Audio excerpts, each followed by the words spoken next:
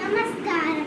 എൻ്റെ പേര് അനുഷ്ക മഹേഷ്. ഞാൻ കോഴിക്കോട് ദയാപുരം റെസിഡൻഷ്യൽ സ്കൂളിൽ പഠിക്കും. 1ാം ക്ലാസ്സിലാണ്. ഇപ്പോൾ ഞാൻ 2ാം ക്ലാസ്സിലേക്ക് എത്തുന്നു. ഞാൻ കഴിഞ്ഞ ആഴ്ച യൂട്യൂബിൽ രണ്ട് ഡാൻസ് ഇട്ടിരുന്നു. എല്ലാതും കണ്ടെന്ന് വിചാരിക്കുന്നു. ഞാൻ ലോക്ക്ഡൗൺ കാലത്തിനെ പറ്റിയാണ് ഞാൻ ഇനി പറയാൻ പോകുന്നത്. ഇപ്പം നമുക്ക് എവിടെയും പോവാത്ത അവസ്ഥയിൽ നമുക്ക് ഇവിടെ ഒരു പച്ചക്കറികൾ നട്ടു വയ്ക്കാം. നിങ്ങൾക്ക് ഇഷ്ടമുള്ള ഒരു പച്ചക്കറികൾ നട്ടു വയ്ക്കാം. അപ്പോൾ അമ്മമാർ അതിന് വെള്ളമൊക്കെ ഒഴിച്ചു കൊടുക്കുക. അപ്പോൾ കുട്ടികൾ വന്നൊന്ന് ഹെൽപ്പ് ചെയ്ത് കൊടുക്കുക. അങ്ങനെ വേണം കുട്ടികളുടെ പ്രധാനപ്പെട്ട ജോലി. അതുപോലെ അമ്മമാർ കുക്കിംഗ് അല്ലെങ്കിൽ വേറെ എന്തെങ്കിലും ചെയ്യുമ്പോൾ അത് കുട്ടികൾ ഒന്ന് ഹെൽപ്പ് ചെയ്ത് കൊടുക്കുക.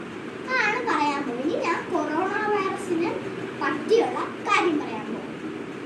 നമ്മൾ ഈ ചൈനയിൽ നിന്നാണ് ഇത് വന്നത്. ചൈനയിൽ നിന്നൊരു ചന്തയുണ്ട്. ആ ചന്തയുടെ പേര് വുഹാൻ. ആ വുഹാനിൽ നിന്ന് ചൈനക്കാർ പ്രത്യേകം ചെയ്യുന്നത് അതിലുള്ള മൃഗങ്ങളെയൊക്കെ കഴിക്കും. അപ്പോൾ ആ രോഗം നമുക്ക് പകർന്ന് അതുകൊണ്ടാണ് ഇപ്പം ചൈനയിൽ നിന്നാണ് ഏറ്റവും കൂടുതൽ കൊറോണ വരുന്നത്. അപ്പം ഇപ്പം എല്ലാ കടകളും ചൈനയിൽ നിന്ന് കുറഞ്ഞു. അതുകൊണ്ടാണ് നമുക്ക് ഈ രാജ്യത്ത് തന്നെ ഈ വൈറസ് പകർന്നത്.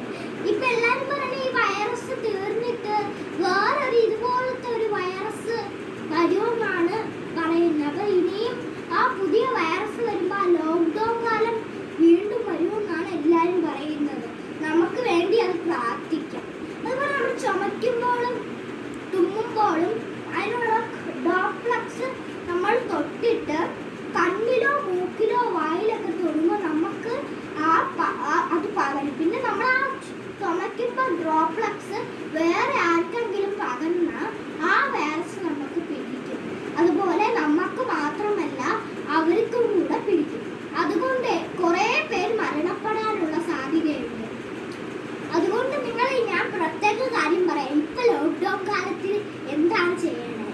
നിങ്ങൾ ബ്രേക്ക്ഫാസ്റ്റ് ഒക്കെ കഴിച്ചിട്ട് കുറച്ച് പഠിക്കുക, പിന്നെ കളിക്കുക, പിന്നെ സിസ്റ്റേഴ്സോ ബ്രദേഴ്സോ ഉള്ളവർക്ക് സിസ്റ്റേഴ്സും ബ്രദേഴ്സും കൂടെയും കളിക്കാം. പിന്നെ നമ്മൾ വരയ്ക്കുക, പിന്നെ കളിക്കുക, പിന്നെ ഊഞ്ഞാലുള്ള ആളുകൾക്ക് ആടുക. അപ്പം ഇതാണ് നമ്മൾ പ്രത്യേകം. ഇപ്പം സിസ്റ്റേഴ്സും ബ്രദേഴ്സും ഉള്ളവർ അവരെ കൂടെ കളിക്കാം. പക്ഷേ ഇല്ലാത്തവരെ നമ്മൾ സ്വന്തം മാനേജ് ചെയ്ത് കളിക്കാം.